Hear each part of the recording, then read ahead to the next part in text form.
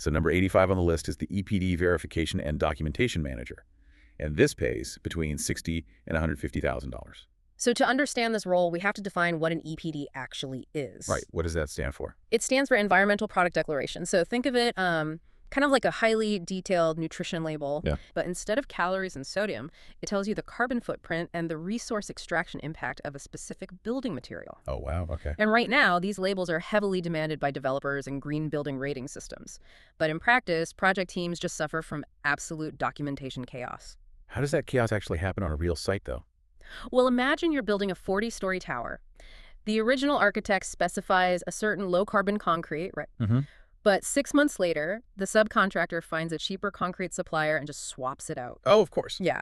And they submit a PDF that looks very official, but the EPD is expired, or it's for the wrong mix of concrete entirely. Got it. So the EPD manager, who's pulling in anywhere from $60,000 to $150,000 a year, is the person touching that discrepancy. They turn a mountain of chaotic procurement receipts into a verified, traceable register. You know, rule number 85 sounds exactly like a balancer for building materials. Like, if your paperwork isn't perfectly matching the VIP guest list, you aren't getting into the club. That's a great analogy. Because a late-stage substitution that completely breaks a project's sustainability targets is a financial disaster. Right. If that building was financed through a green bond, failing to meet the carbon target could trigger massive financial penalties. This remote worker is literally the primary defense against that.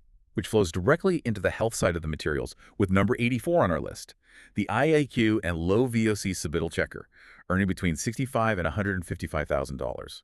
IAQ being indoor air quality, right? Yes, and VOC stands for volatile organic compounds. Yeah. These are the chemicals that off-gas from things like new paint, carpet adhesives, composite wood. It's actually what gives you that new building smell. Wait, that smell is toxic. Yeah, it's actually terrible for human health. It causes headaches, respiratory issues, all sorts of things. Wow. Okay. So the mechanism here is translating the contractor's data.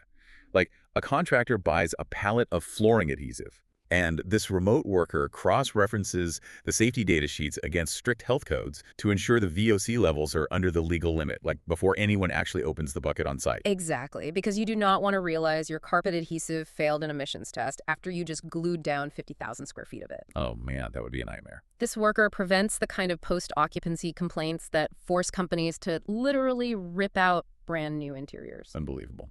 Okay, rounding out this trio of material checkers is number 83. The Water Efficiency Calculator and Schedules Builder. This one commands up to $160,000. It says here they convert the vague goal of saving water into hard, undeniable numbers. They calculate exact flow rates and flush volumes to make sure they meet the baseline comparisons required by green certifications. Yeah. Looking at these first three roles, it really seems like hyper-specialization is the absolute key to making remote work highly paid and honestly indispensable. It is, and it scales beautifully in a remote environment because it relies on rigorous document analysis and data verification. Right, you don't need to be there. Exactly. You don't gain any advantage by standing in the mud on a job site just to calculate a faucet's flow rate. You just need the manufacturer's specs, a really sophisticated calculator, and deep encyclopedic expertise in the local compliance codes.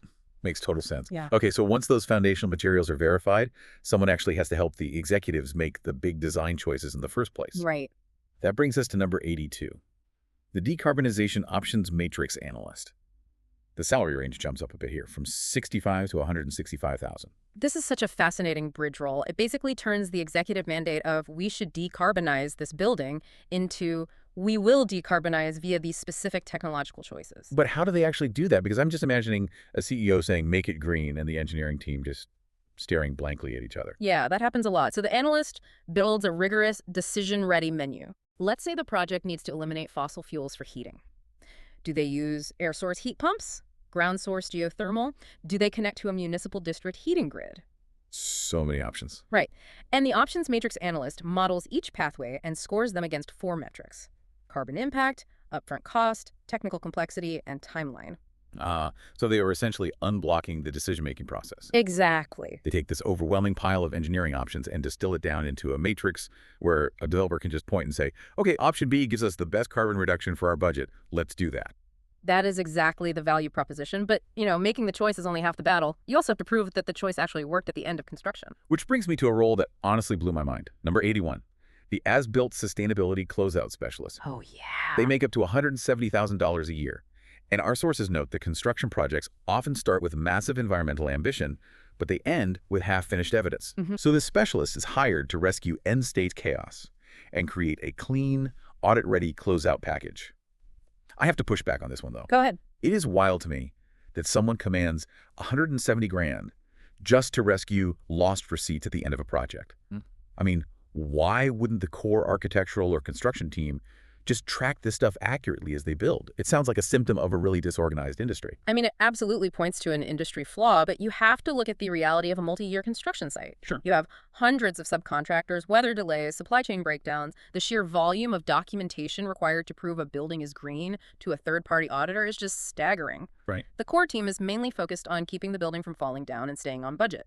So the paperwork just sort of slips through the cracks. It does. And think about the financial stakes for the developer. They just spent, what, $300 million on this asset? If they get to the end and are left with a nice green story, but zero hard proof for their investors, regulators, or the certification body, that building legally cannot be marketed as a premium sustainable asset. Oh, wow. So its market value plummets. Exactly.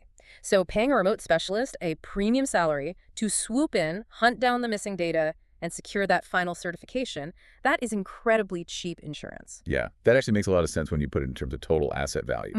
And as we cross into the $200,000 salary tier, the nature of these roles shifts again, doesn't it? It really does. We move away from cleaning up construction messes and into setting the trajectory before the concrete is even poured. Right. Number 80 is the LCA modeler for early design, making up to $190,000. So LCA stands for Life Cycle Assessment.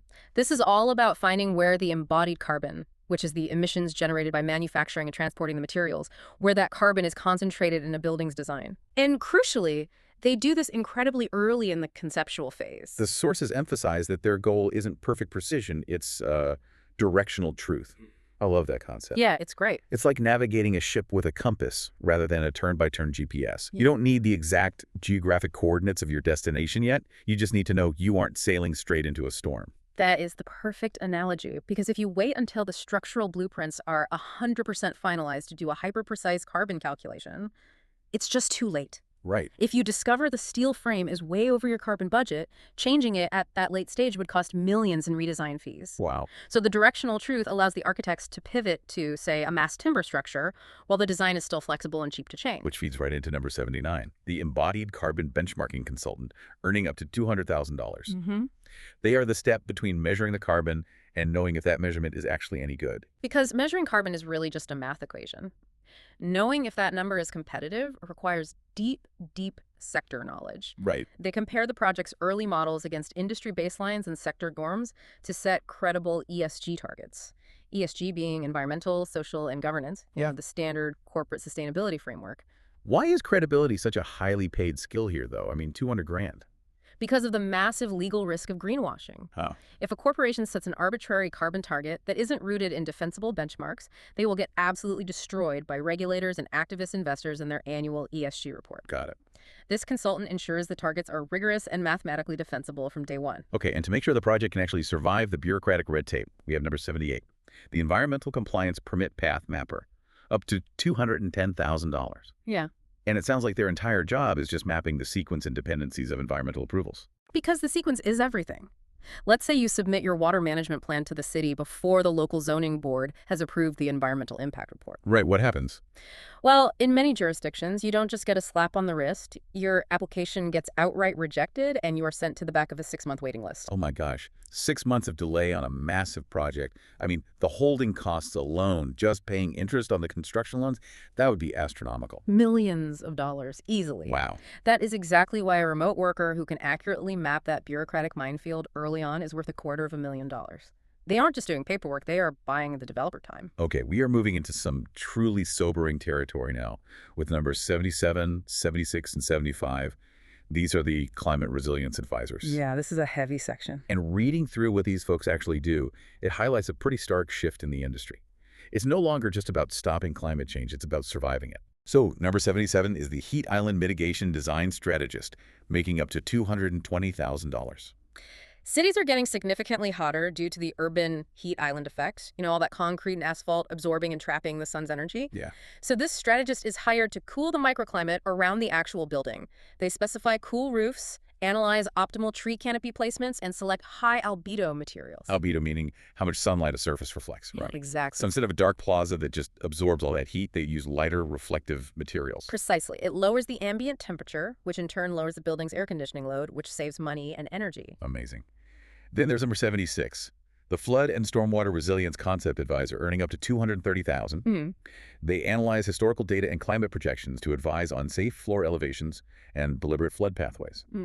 The sources literally state their job is to ensure projects don't become tomorrow's viral disaster footage. It's a very real concern. You raise the critical electrical systems above the 500-year floodplain, right? Right. And you design the ground floor plazas so that when the storm surge hits, the water actually flows through it safely rather than pooling and destroying the foundation. Man, that's intense. And number 75 deals with a different element entirely. The Bushfire and Wildfire Resilient Design Advisor, up to $240,000. Yeah. They advise on creating defensible perimeters, ember protection systems, and hardcore ventilation filtration. Let me ask you this. Looking at these three resilience jobs, are we seeing a psychological shift in real estate here? How do you mean? Well, are we moving away from the altruistic saving the planet idea and pivoting toward a much more defensive saving the building from the planet? Oh, absolutely. It is a profound psychological and financial pivot. Resilience is now treated as hardcore risk management. Interesting. Developers have realized they cannot control the macro climate, but they can control the survivability of their localized asset. If a building is wrapped in toxic smoke from a wildfire 50 miles away, the tenants will just break their leases if the indoor air isn't filtered perfectly. True. Furthermore, insurance companies are flat out refusing to cover high-risk assets now. So these highly specialized advisors are commanding $240,000 because they are quite literally disaster-proofing the investment so it remains insurable. That makes total sense. And that brings us to the final four roles on our list, the high-stakes visionaries. Here we go. These are the highest-paid positions, topping out at $275,000. They act as the crucial bridge between the corporate boardroom and the dirt on the construction site. Number 74 is the Circularity and Deconstruction Plan author. So this role looks at the end of a building's life before it is even built. Okay. The goal is shifting the industry from a linear build and dump in a landfill model to a circular build and recover model. Wow. They write the literal instruction manuals for how to disassemble the building in 50 years, so the steel, glass, and timber can be salvaged and resold. That is so cool. Next is number 73, the Regenerative Design KPI Setup Consultant, earning up to $260,000. Right.